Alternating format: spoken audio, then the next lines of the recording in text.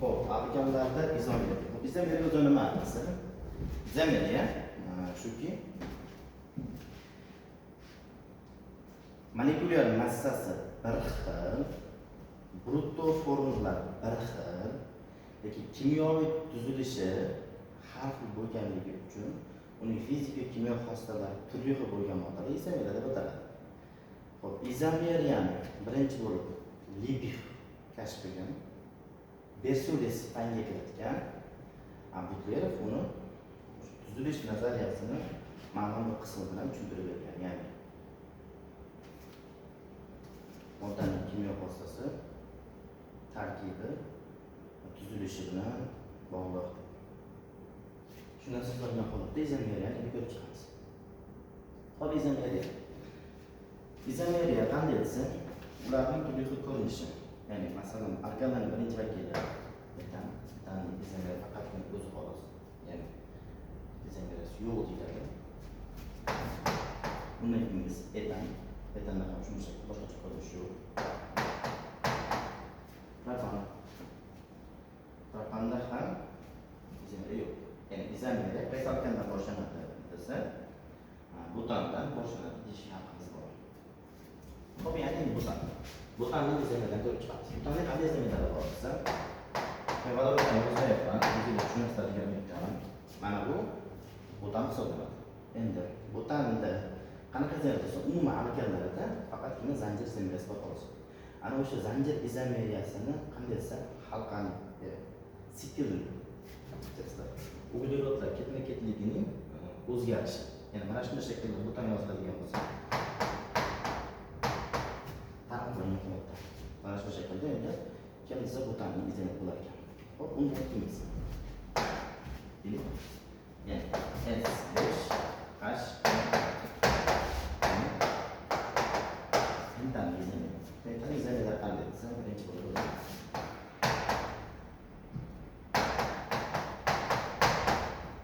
mana shu shaklda. Ikkinchisi bo'lsa, zanjir qisqartamiz, qisqartamiz. Mana shu shaklda. Xo'p, endi bu tarafga o'tmaydi. Endi shu yerda izomeriyani tushunish uchun o'zimiz ustoz shunaqangi bir ajoyib qoida yaratganki, o'sha qoida bo'yicha o'rgansa yaxshiroq. Masalan, u qoida kitoblarda ham yozilmagan. Shunaqangi professional holatda o'sha o'zimiz ustozimiz yaratgandan-ki, Qodirjondan Qosim o'sha qoida bo'yicha o'rgansa yaxshiroq. Aynan balki xunuk tuyg'ulari, balki qanaqadir e'tirozlarga sabab bo'ladi, lekin ana shunday qoida bo'yicha o'rganilsa, juda ham chiroyli, juda ham oson o'rganiladigan qoida hisoblanadi. Ya'ni o'sha qoidani bir necha o'rgandik. Birinchi qoidamiz qanaqa desa, uni yig'lashtirish mumkin. Bo'yin dadangdan uzun bo'lmaydi.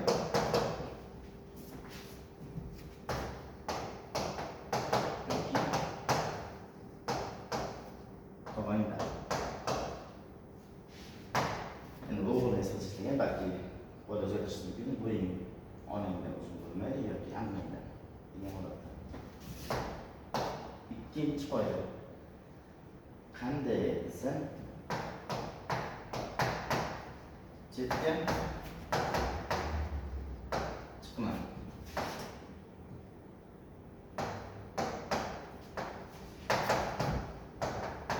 Bugun kiysan. Endi kiysan degan albatta javob berish emas, uni maqsad emas. Kaltak ma'nosi. Chetga chiqma, bugun kiysan. Uchinchi qoida.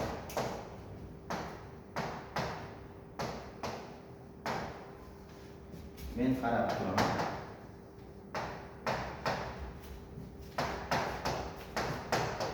Sen o'tirasan.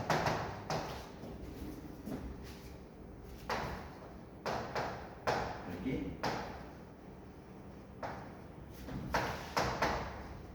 uzun o'g'irlik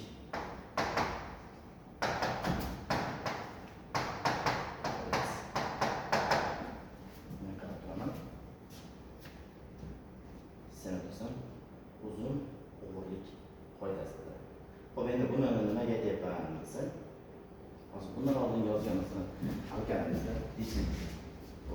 Mana bu shaklda yozgan bo'lsak, endi shuni bu shaklda o'tadigan bo'lsak, bo'lmaydimi? Izomerlik bu ham bo'lishi mumkin, mana o'zgaryapti deyishingiz mumkin-da.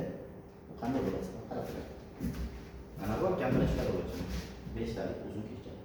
To'g'ri. Xo'p, mana biz bilganimiz bundan ko'ra bu nisbatan kichikroq.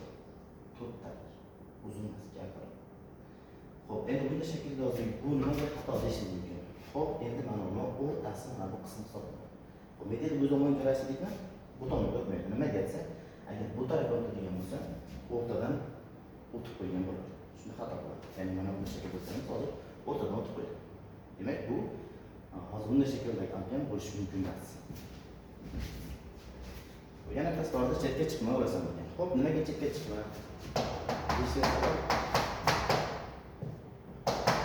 Mana bu shaklda yozdik.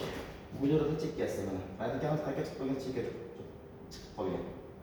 Joylashtiradigan bo'lsak, bu alkanni qildirib qo'yadi. Shuning uchun chetga chiqmaydigan qo'yga kelib chiqadi.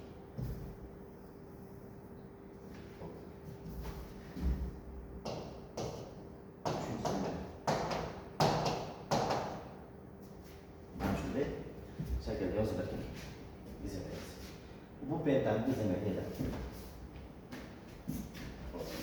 Endi yingisi S6 harfdan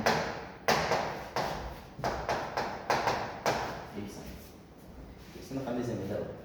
1 2 3 4 5 6. Ya'ni bitta ham radikali yo'q alkan normal alkan hisoblanadi. Agar tarmoq olingan bo'lsa, endi u izo hisoblanadi. 2 bo'lgan bo'lsa 2 3 4 5. Kichkina bo'ldi buni. Foyda bizdik, chekka chiqib qoldik. Demak, nima bo'ladi desa, ichkariga yozish kerak. Qo'y yozish. Ikkinchisi nima? Yuzlanadi.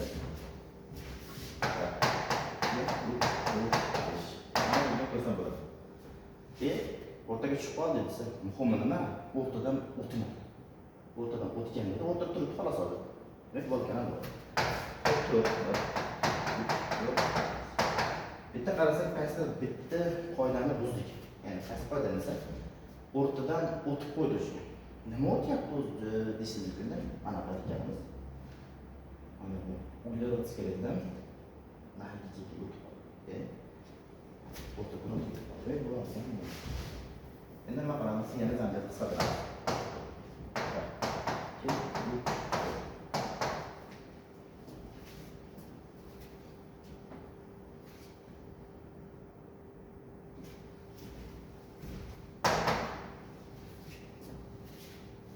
Şurada kalıplar neyin yapılması gerekiyor? Diş yapmamız var. Aykelasini otib qoldi deyishingiz mumkin. Bitta faqat mana bu tomondan qaraganda bu tarafga o'tgani yo'q. 5-chi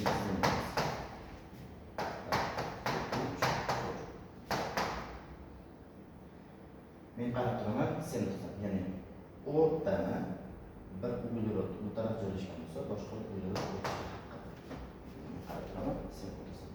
Ya'ni o'sha yerga men qarab turaman, sen tutasan. Yo'q bo'ladi. Ya'ni ikkisangizni izlamay olsam 5 ta bo'ladi.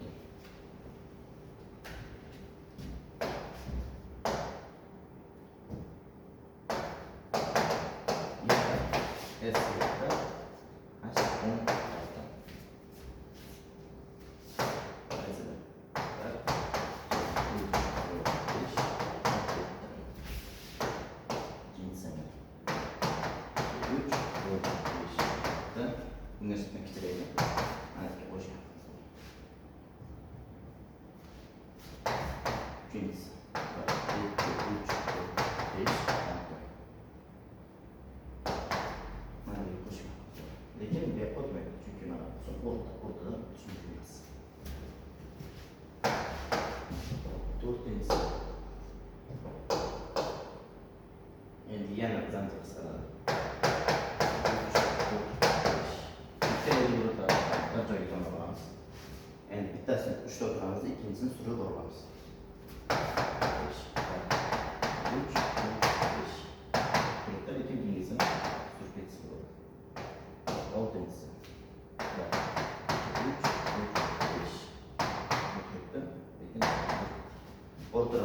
nima bu qarab turibdi. Men qarab turaman hisoblash. Bu oltinchisi emas. Survorimiz degan joy yetmayapti. Ikkinchisi. Endi ikkalasini birgalikda ko'chiramiz.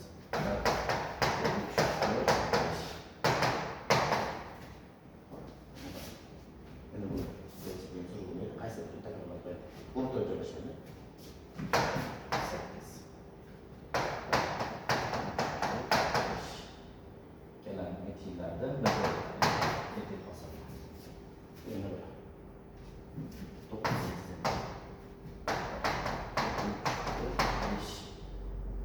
Sigurlar qilib qo'ygan. Ana shu shaklda. Bular ekan. Xo'p, bizga endi bunday shaklda odatda izomeri nechta degan savol ham tushadi. Bunda biz o'rganishimiz kerak bo'lgan qism asosan nima desa, asosan palonchida uglerod saqlagan alkanning pistonchida uglerodlar soni nechta, mana bunaqa lamchilanganlari nechta degan savol tushadi. Endi qanday masalan deylik. Kattaroq bo'lgan alkan S8 asosan deb bilasiz nechta uglerod desa 8 ta uglerod bo'lishi kerak. Xo'p, bizdan so'raladigan narsa nima bo'ladi desa, savol jihatdan asosiy zanjirda uglerod atomlari 6 ta bo'lgan 6 taning izomerlari nechta? Xo'p, buni ko'rib chiqamiz qanday bo'ladi. Endi asosan nima desa, bizning qo'lda narsa 6 uglerod bo'lmasada 2, 3, 4, 5, 6 ta yozadi. Undan tashqari uglerod nechta etmayapti desa, 2 ta etmayapti. Ana o'shalarda shunaqangi kombinatsiya qilishimiz kerak, shuni izomер hozir qilish kerak.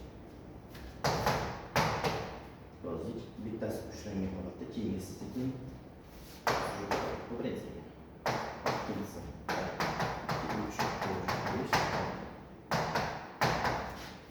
boshqalar. Uchinchisi esa 1, 2, 3, 4, 5 6 bular turibdi. To'rtinchisi 1, 2, 3, 4, 5 6 bu turgan holatda ikkinchisi ko'chadi. Endi ikkalasini birga ko'chiramiz. Beshinchisi 5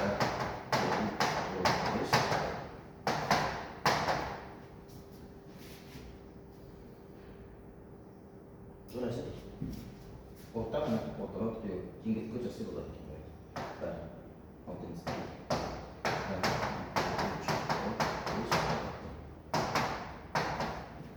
yo'q, chunki agar bunisi ko'chadigan bo'lsa, mana bulardan birini takrorlashga majbur bo'lib qolamiz. Shuni shaklda qilamiz. 6 ta ekan hozircha. 7-inchisi 1, 2, 3, 4, 5 bo'lsa, bitta shaklda yozishga to'g'ri keladi. Demak, oktanning asosan 6 ta bo'lgan izomerlar soni nechta desa, 7 ta degan javob topsangiz to'g'ri bo'ladi. Yana nimalar kerak desa, endi qarang, lamchalar o'rganishimiz kerak. Endi lamcha degan narsa bor, u nima desa, uglerodga nechta boshqa bir uglerod bog'lagan ko'rsatuvchi qism hisoblanadi. Masalan, metanda necha lamcha bo'lishi mumkin desa, metan lamcha yo'q, chunki boshqa bir uglerodga bog'langan. Men bitta kattaroq qizimni, chunki oson narsa sizlar o'rganishda yozasiz. Mana shu shaklda yozasiz. Ya'ni 2, 3, 4, 3 tetra metil pentan bo'lsa, ushbu modda tarkibida bir lamchi uglerodlar soni nechta degan savolga javob topishimiz kerak. Xo'p, buning uchun nima qilamiz desa, xo'p, lamchilarni qayerdan bilamiz desa, agar bir uglerodga boshqa bir bitta bog'lansa, uglerod bir lamchi hisoblanadi. Agar bir uglerodga ikkita uglerod bog'langan bo'lsa, u 2 lamchi hisoblanadi. Agar bir uglerodga 3 tarafdan uglerod bog'langan bo'lsa, 3 lamchi hisoblanadi. Agar bir uglerodga 4 tarafdan uglerod bog'lanadigan bo'lsa, 4 lamchi hisoblanadi. Xo'p, o'sha ko'ramiz. Endi mana bu uglerodimiz. Bu nechta ugleroddan bog'langansa, bitta. Buni olib qo'yamiz. Bu uglerod esa bu bitta bog'langan uglerod. Bu esa muhabbat uglerod. Bu esa bu ham uglerod. Bu buton tugdi. Hop, dumalab qolganlarining barchasi birlamchi uglevrod hisoblanar ekan. Birlamchi uglerodlar soni shu model tarkibida nechta desa, 1 ta, 2 ta, 3 ta, 4 ta, 5 ta, 6 ta. 6 ta birlamchisi bor ekan. Hop, ikkilamchilar soni nechta desa, ikkilamchilarni topish uchun nima dedik? Ikkita uglerod bog'langan bo'lishi kerakmi? Ikkita uglerodga bog'langan joy topolmaymiz biroz. 3 ta bog'langan, yo'q, 3 ta bog'langan, 4 ta bog'langan. Shundan kelib chiqadiki, ikkilamchi uglerodlar soni 0 ta bo'ladi. Hop, uchlamchi uglerodlar soni nechta desangiz? 1, 2, 3 ta bog'langan uglerod, 3 burchak bog'lanma. Bu nechilamchisi? 3lamchi. Bu esa bu ham 3lamchi. 3 ta bog'langan. Bu esa 4 ta bog'langan. Demak, bu 3lamchi emas. 3lamchi uglerodlar soni nechta bo'ladi desa, 2 ta olishga to'g'ri keladi. Xo'p, undan 4lamchilar nechta bo'ladi?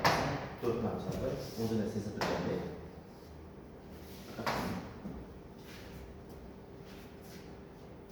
Shundan yana bitta narsani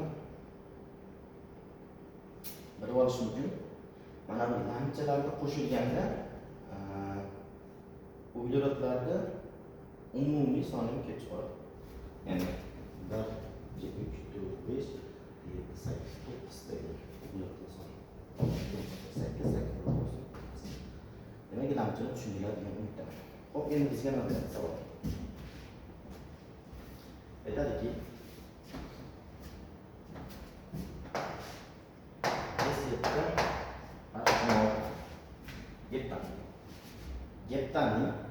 Geptanning asosiy zanjirda 5 ta uglerod saqlagan alkanlar tarkibida birlamchi, ikkilamchi, uchlamchi, to'rtlamchi uglerodlar soni nechta? Buning uchun nima qilasiz? Biz izomerga yuzlanamiz.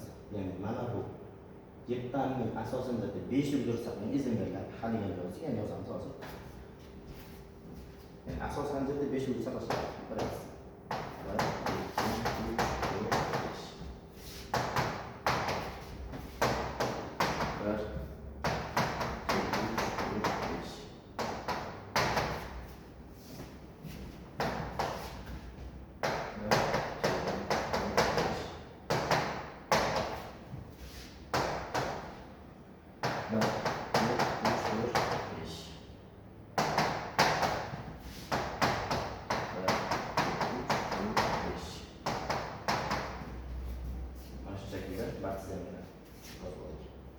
Yani shundan umumiy so'raydi nima desa, birlamchisi nechta, ikkilamchisi nechta, uchlamchisi nechta, to'rtlamchisi nechta. Endi biz nima qilamiz chiqamiz. Birinchi bor birlamchilarni dumalabga olib o'chiramiz. 1, 2, 3, 4, 5, 6, 7, 8, 9, 10, 11, 12, 13, 14, 15, 16, 17, 18, 19. Demek geptanning asosidan 5 ta uglerod saqlangan izomerlar tarkibidagi birlamchilar soni 19 ta bo'lgan. Ikkilamchilarni men endi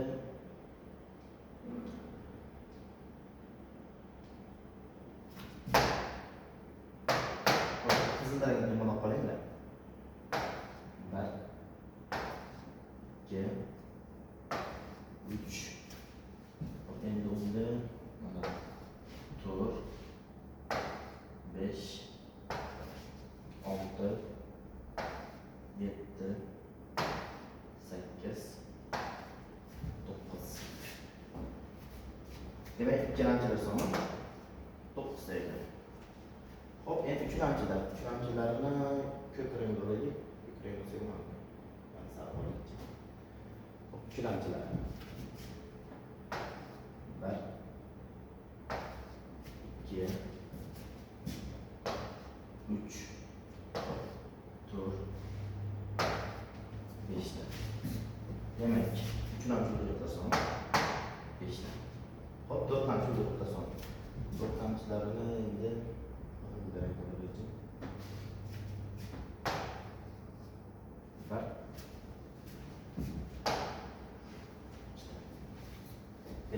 konfiguratsiya solishni o'rgatganmiz.